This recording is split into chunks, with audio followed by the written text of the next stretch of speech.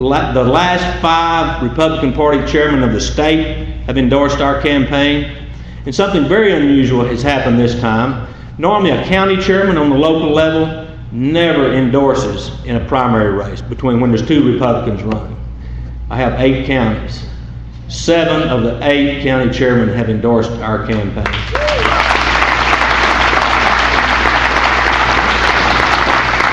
Including our local county chairman, John Springer. Thank you, John, for helping us out. I'm going to introduce you to 2 very wise men. They ran against me in the primary, but now they're endorsing me. Danny Pelton and Mike Jones, y'all stand up.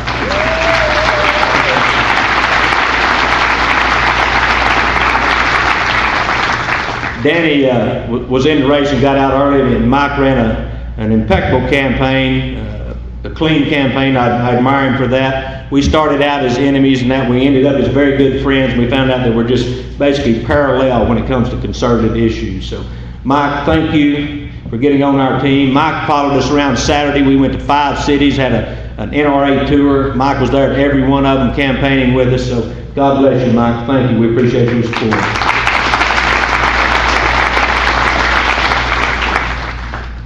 You know, our campaign is the only campaign that is standing up for your Second Amendment rights. With A+ rating from the NRA. The NRA considers my opponent hostile to gun owners. Our campaign is the only campaign that is pro-life in this race. Our campaign is the only campaign that is vowed to secure the border and stop illegal immigration into this state. And our campaign is the only campaign that has signed the governor's budget compact.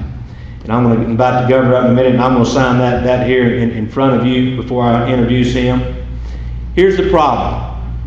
Everybody pats me on the back in Erath County and over in Comanche County and in Hamilton County, says, oh, you're going to be fine, you're going to be fine.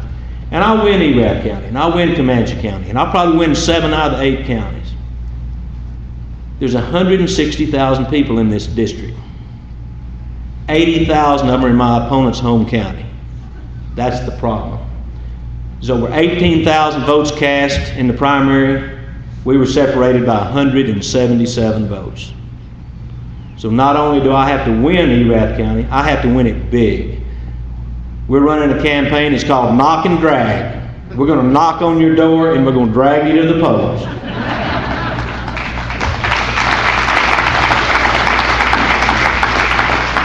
We'll be if you live in Dublin or Stephenville, we'll be knocking on your door Friday and Saturday. Anybody wants to volunteer on the campaign and help us do that, we would appreciate it. We've already covered about 8 cities in the district. If you want to help on the campaign, you can go to our website, Sid Miller for Texas. You can volunteer there. You can make an online contribution. We're taking contributions today up here at the counter. We have yard signs up here for you to take home. If you've got a spot for a 4x4 or a 4x8 sign, the big signs, this white trailer out here, it looks like it's locked, but it's dummy locked. Just open the door there. We've got big signs, T-posts, wire, whatever you need. They don't do me any good in that trailer. If y'all can get them out, I would really, really appreciate it.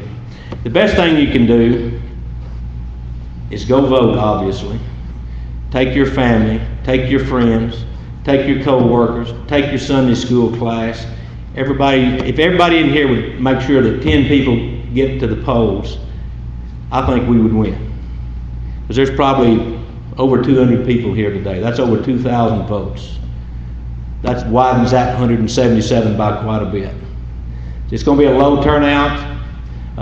Most people aren't thinking about voting the last week in July. Early voting is the 23rd through the 27th. And election day is the 31st. Here I have the governor's budget compact. By the way, my opponent has refused to sign this. He has a problem with it, Governor, because it says I will not raise taxes. He says he wants to keep his options open and would raise taxes to balance our budget. I know how to close his options. All right. Let you. The state of Texas House of Representatives, I, Sid Miller, do hereby make my pledge to the Texas Budget Compact and vow to the following. Practice truth in budgeting. That means no more smoke and mirrors, right, Governor? Okay. Support a constitutional limit of spending to the growth of population and inflation. Oppose any new taxes, tax increases, and make the small business tax exemption permanent. Preserve the rainy day fund. Cut the unnecessary and duplicative government programs and agencies. And here today, I apply my name to this pledge. Y'all please welcome the great governor of the great state of Texas and my friend, Rick Perry.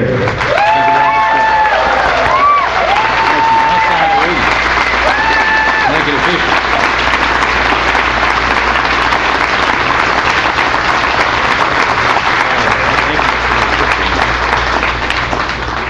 Sid, thank you very much, and thank you for signing that budget compact.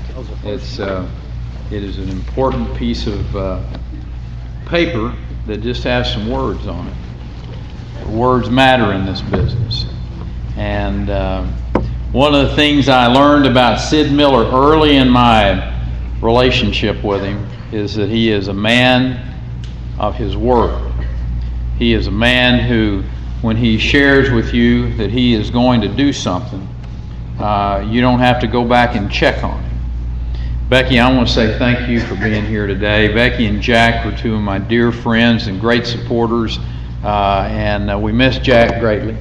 And he was just a great and good friend and a wonderful man, and only surpassed by Becky from the standpoint of just being a passionate lover of her God and of her country and of our state, and so I'm just honored to be up here on this stage with them and to be in front of you all. And this is a historic election we're facing here and over the course of the next few months, and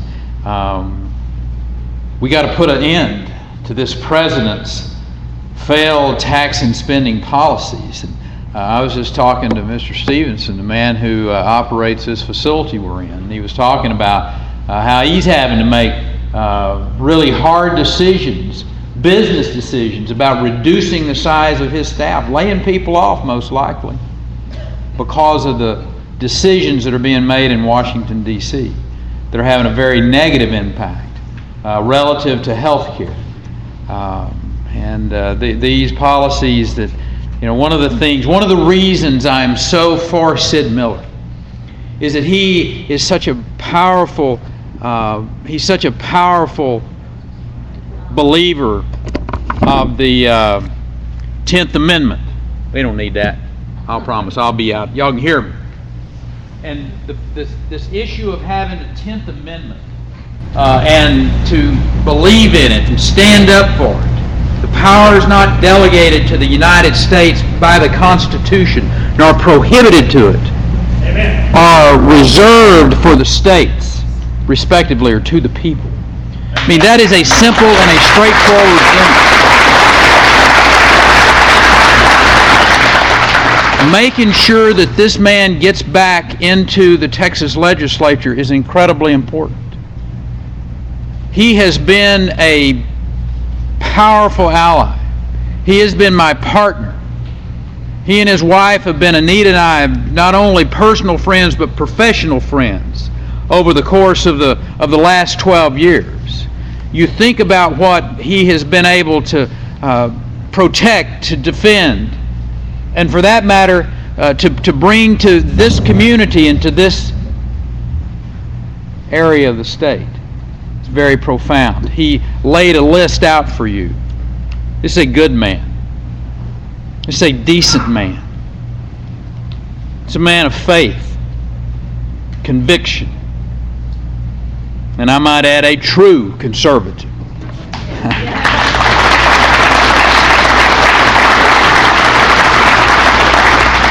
I said, Sid, I'm pretty sure you are a very small minority. So I said, I'm almost positive there's not another tie-down calf roper in the Texas legislature. I know that. You got to protect that minority status that you have there. In all seriousness, he is truly, thank you. He truly is a fellow who understands the challenges that, Mike, whether it's in your veterinary practice, whether it's in the dairy industry, whether it's in the agriculture side of things, as small businessmen and women, as you face the challenges of keeping your family fed, for that matter, and the country fed. He understands what you go through. And look high or low, I don't find a stauncher defender of the Second Amendment. That's the reason the National Rifle Association, the Texas State Rifle Association, all endorsed you and put the resources into this race, carried you on that tour this last week. He fights for your freedom, ladies and gentlemen. He defends life. It doesn't make any difference whether it's a life of a rancher and his family along the border because of what he's done on border security, or whether it's an unborn in the womb of their mother. This man defends life. He understands the precious nature of it. He knows that Constitution of the United States means something, and that he will stand up day in and day out when Washington, D.C. tries to chip away at the freedoms that we have so, in some cases, valiantly and with their lives given up. Coming from the Killeen area this morning with him and seeing those young men and women who serve all of us, and they know that in Sid Miller, they got a person in the Texas legislature that believes in them, is going to be there with them and support them. I happen to just join with Sid in the belief that Texans can run Texas better than some federal bureaucrat.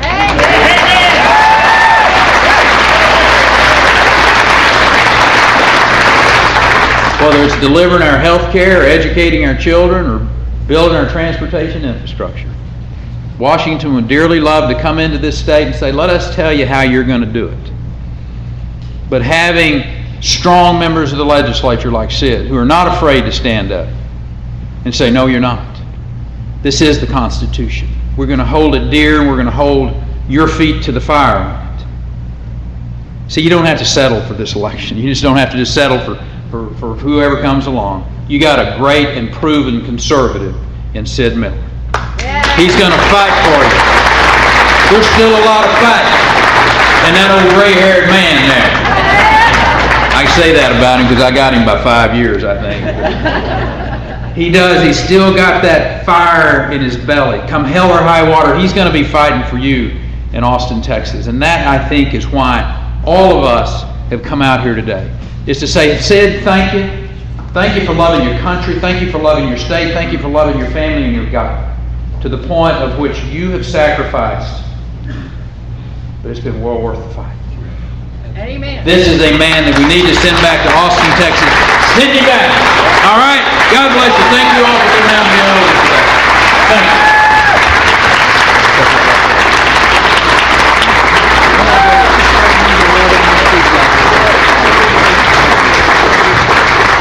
Thank you, brother. I want a picture of these girls. Well, get in there. Come on, bring it.